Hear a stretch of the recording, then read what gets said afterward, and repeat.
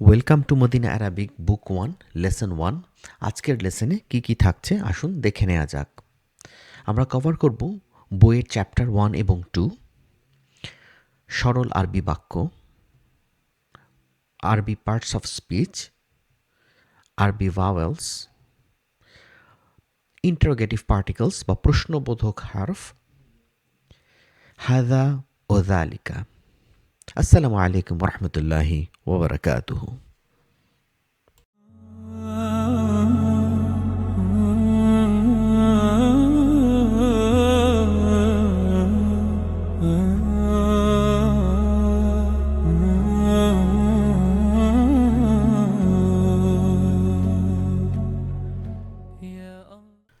বিসমিল্লাহির রহমানির রহিম। আলহামদুলিল্লাহ, আল্লাহুম্মা সাল্লি ওয়া সাল্লিম আলা নবিয়িনা মুহাম্মদ। তো আজকের লেকচারে আমরা মূলত কভার করব মদিনা অ্যারাবিক বুক 1 এর লেসন 1 এবং লেসন 2। এবং আগে বলেছি এই লেসনগুলোতে আমরা মূলত দেখব যে কীভাবে একটা সরল সহজ অ্যারাবিক সেন্টেন্স লেখা যায় এবং অ্যারাবিক পার্টস অফ স্পিচ কী এবং আরও ছোটোখাটো কিছু বিষয়। তো যেমন প্রথমে এখানে আছে যে সেন্টেন্সটা, সেটা হচ্ছে মা হাদা। মা হাদা এটার ট্রান্সলেশন হচ্ছে হোয়াট ইজ দিস, এটা কি। তো হাদা মানে হচ্ছে এটা, দিস, আর মা হচ্ছে কি। তাহলে মা হাদা হচ্ছে এটা কি। এটার উত্তর হতে পারে হাদা কিতাবুন, এটা একটা বই। এটা একটা বই, হাদা এটা কিতাবুন বই।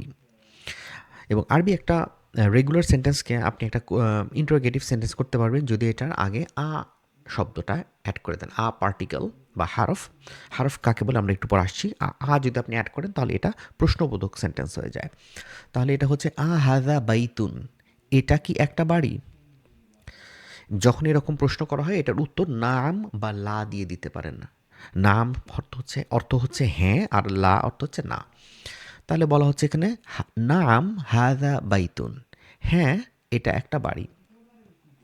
অথবা উত্তর দেওয়া যায় লা হাদা মসজিদুন, না এটা একটা মসজিদ। তারপরে বাক্যটা হচ্ছে মান হাদা, ইনি কে।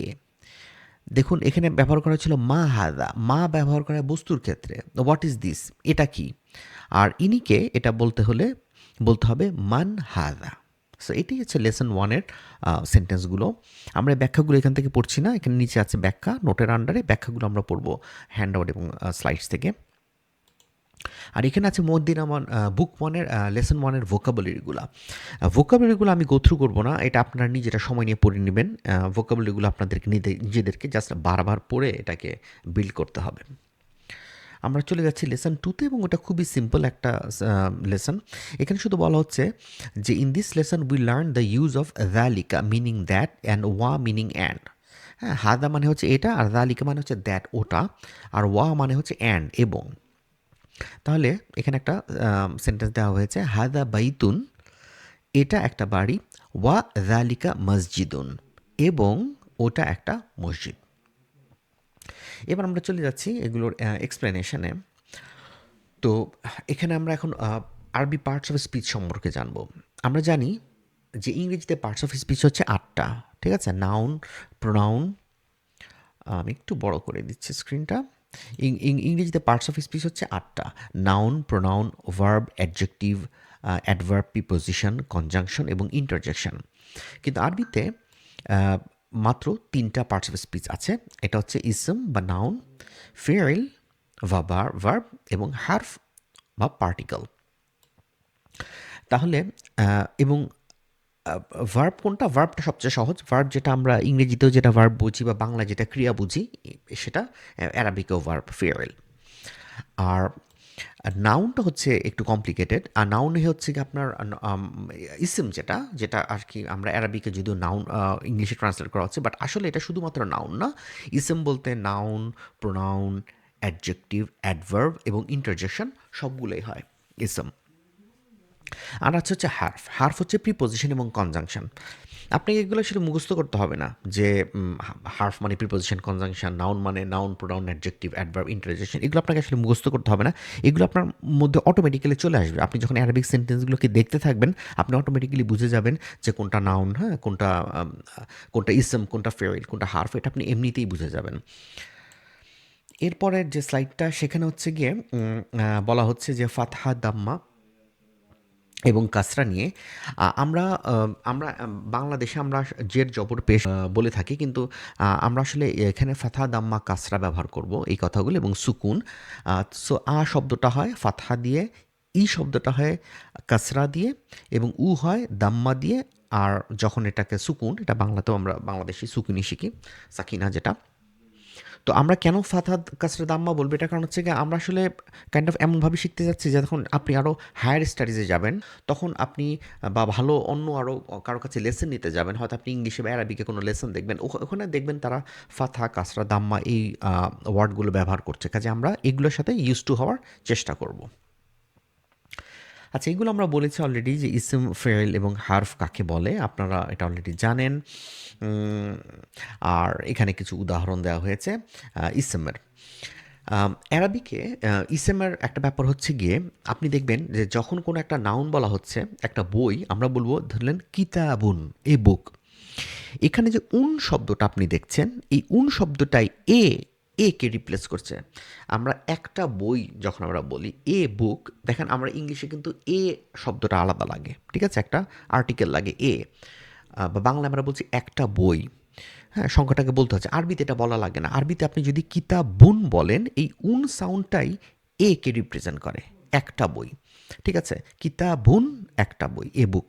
কলামুন একটা কলম, এ পেন। কিন্তু আপনি যদি এটার সাথে আল যোগ করে দেন, তখন আপনাকে ওই উনটাকে, তানউইনটাকে ড্রপ করতে হবে। আপনি আর আল কিতাবুন বলতে পারবেন না, আল কিতাবু, ঠিক আছে। দ্য বুক, বইটি, নির্দিষ্ট একটা বইকে আপনি বোঝাচ্ছেন। আপনি কলামুনের আগে যদি আপনি আল অ্যাড করে দেন, তখন হয়ে যাবে আল কলামু, তানউইন আর থাকতে পারবে না, তখন এটা হয়ে যাবে দ্য পেন, একটা নির্দিষ্ট pen. Since ism cannot at the same time be definite and indefinite, tanween and al do not coexist. ঠিক না? কারণ একটা জিনিস একইভাবে তো নির্দিষ্ট এবং অনির্দিষ্টভাবে বলা যায় না। এর জন্য আল এবং তানউইন কখনোই একসাথে এক্সিস্ট করতে পারবে না। Tanween is also used with proper nouns. For example, Muhammadun, হ্যাঁ, কারণ নাম মোহাম্মদুন, খালিদুন, জাইদুন, এটা নাম, কিন্তু আমরা যখন এটাকে অনুবাদ করব, যদিও তানউইন আছে, আমরা কিন্তু বলবো না একটা মোহাম্মদ, একটা খালিদ, একটা জাইদ বলবো না, আমরা জাস্ট নামটাই বলবো। এরপর আমরা চলে যাচ্ছি স্লাইডসে। আচ্ছা, এখানে আমরা অ্যারাবিক অ্যালফাবেট সম্বন্ধে ধারণা দিচ্ছি। অ্যারাবিক অ্যালফাবেটসে টোটাল 29টা লেটার আছে, ঠিক আছে, 29 লেটার্স। এখানে একটা ইম্পর্টেন্ট জিনিস হচ্ছে, এই 29টা লেটারের মধ্যে 28টা লেটার হচ্ছে কনসোনেন্ট, ঠিক আছে। 28টা লেটার কিন্তু কনসোনেন্ট। কনসোনেন্ট মানে হচ্ছে যার নিজস্ব সাউন্ড আছে। এবং ইন্টারেস্টিং ব্যাপার হচ্ছে, এই 29টা লেটার মধ্যে একটা লেটার কিন্তু কনসোনেন্ট না, অর্থাৎ তার নিজস্ব কোনো সাউন্ড নেই। এটা কোন লেটার গেস করতে পারেন, যেটা নিজস্ব কোনো সাউন্ড নেই? এই লেটারটা হচ্ছে আলিফ। হ্যাঁ, আমরা বাংলাদেশে যেটাকে নর্মালি আমাদের বাংলাদেশের কিতাবগুলোতে আলিফ এবং হামজাকে আসলে সহজ করে প্রকাশ করার জন্য, মানুষ যাতে সহজে শিখতে পারে, এই জন্য এক করে ফেলা হয়েছে অনেক সময় আলিফ এবং হামজাকে। কিন্তু আসলে আমরা ব্যাপারটা আরও পরে যখন ডিটেলসে পড়বো, তখন বুঝতে পারবো আলিফের নিজস্ব আসলে কোনো উচ্চারণ নেই। আলিফ শুধুমাত্র একটা এলঙ্গেশন দেয়। যেমন আমি যখন বলছি কিতাবুন, এই কিতাবুন, বলছি, এইটা হচ্ছে আলিফ, এই মদটা হচ্ছে আলিফ। কিন্তু আপনি যখন বলছেন আবুন, এটা আসলে আলিফ না, এটা হামজা। যখনই আপনার আলিফের কখনো আপনি শুনবেন তার নিজস্ব উচ্চারণ আছে, সেটা আলিফ না, সেটা আসলে হামজা। যদি আমাদের উপমহাদেশের বইগুলোতে এটাকে সহজ করার জন্য আলিফ হিসেবে লেখা হয়, কিন্তু সেটা আসলে হামজা। এই ব্যাপারটা নিয়ে আসলে পরে আরেকটা ডিসকাশনই থাকবে, আমরা আজকে ডিটেলসে যাচ্ছি না। শুধু জানেন যে আরবিতে 29টা লেটারের মধ্যে 28টা কনসোনেন্ট আর একটা নন কনসোনেন্ট, এবং সেই নন কনসোনেন্ট লেটারটা হচ্ছে গিয়ে আলিফ।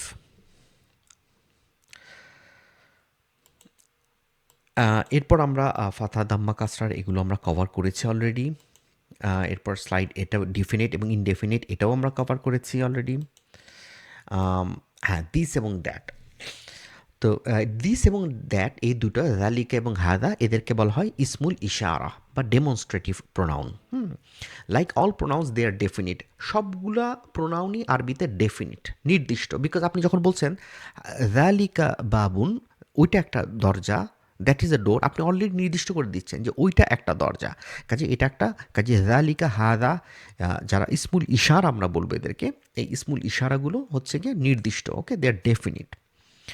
These are masculine. These are used when pointing to masculine nouns. So জালিকা এবং হাদা কিন্তু ম্যাসকুলিন। হ্যাঁ, আরবিতে প্রোনাউনেরও এরকম ইসমুল ইশারা যেগুলো, এগুলোরও কিন্তু আপনার জেন্ডার আছে। তো জালিকা এবং হাদা হচ্ছে গিয়ে ম্যাসকুলিন, পুরুষবাচক। They have feminine counterparts, we will learn later. So এই শব্দগুলোর ফেমিনিন কাউন্টার পার্ট আছে, স্ত্রীলিঙ্গ আছে, যেগুলো আমরা পরে শিখবো। Hada and dhalika are pronounced as hada and dhalika respectively, but are written without the alif. যদিও যখন আমরা লিখছি তখন আমরা লিখছি হাদা জালিকা, কিন্তু যখন আমরা উচ্চারণ করছি এগুলোকে উচ্চারণ করতে হয় একটু স্ট্রেচ করে, হাদা জালিকা। ঠিক আছে, এটা হচ্ছে এটার কারেক্ট উচ্চারণ। এবং এছাড়াও আমরা শিখেছি যে মান এবং মায়ের পার্থক্য। এটা আমি আগেই বলেছি যে মা হচ্ছে ব্যবহার হয় বস্তুর ক্ষেত্রে, মা হাদা এটা কি, কিন্তু ব্যক্তির ক্ষেত্রে ব্যবহৃত হবে মান হাদা। হ্যাঁ, ইনিকে। সো মান কার কার জন্য ব্যবহার হয়, এগুলোকে বলা হয় আকিল। আরবিতে বলা হয় যেগুলো হচ্ছে কি আকিল অবজেক্ট, সেগুলোর জন্য যেগুলো এন্টিটি আকিল, তাদের জন্য ইউজ করা হয় মান। সো এটা হচ্ছে আল্লাহ সুবহানাহু ওয়া তাআলা, হিউম্যান বিংস অর্থাৎ মানুষ, জিন এবং অ্যাঞ্জেল, শুধুমাত্র এই চারটা এন্টিটির জন্য ইউজ করা হবে মান। আর বাকি সব কিছুর জন্য, বাকি সব কিছুকে আরবিতে গায়রে আকল ধরা হয়। ঠিক আছে, এবং ইরেশনাল থিংস বলা হয় ইংলিশে, এবং এদের ক্ষেত্রে ইউজ করতে হবে মা। এবং লাস্ট যে টপিকটা আমরা বলছি সেটা পার্টিকেল অফ ইন্টারোগেশন, যেটা আমরা অলরেডি বলেছি যে যে কোনো একটা রেগুলার সেন্টেন্সের শুরুতে যদি আপনি অ্যাড করে দেন তাহলে এটা একটা ইন্টারোগেটিভ সেন্টেন্স হয়ে যায়। হাদা Baitun, this is a house, এটা একটা বাড়ি। কিন্তু আমি যদি প্রশ্ন করতে চাই এটা কি একটা বাড়ি, তাহলে জাস্ট আগে অ্যাড করতে হবে, হাদা বাইতুন। এবং আমরা এটাও বলেছি যে উত্তরটা দেওয়া যায় নাম দিয়ে, যার অর্থ হচ্ছে ইয়েস, হ্যাঁ, অথবা লা দিয়ে, যার অর্থ হচ্ছে গিয়ে নো। এই যে শব্দটা ছিল, এটা একটা হারফ, এবং একে বলা হয় হারফুল ইস্তেফহাম। ইস্তেফহাম মানে প্রশ্নকারী আর কি। হারফুল ইস্তেফহাম মানে প্রশ্নকারী হারফ। আর লা এবং নামকে বলা হয় হরুফুল জওয়াব, মানে উত্তরদানকারী হরফ। আজকে তাহলে এই পর্যন্তই থাকছে, আমরা আমাদের লেকচার এখানে শেষ করছি। ভালো থাকবেন, যেগুলো দেখাচ্ছি সেগুলো ইনশাআল্লাহ রিভিউ করার চেষ্টা করবেন। আসসালামু আলাইকুম ওয়া রাহমাতুল্লাহি ওয়া বারাকাতুহু।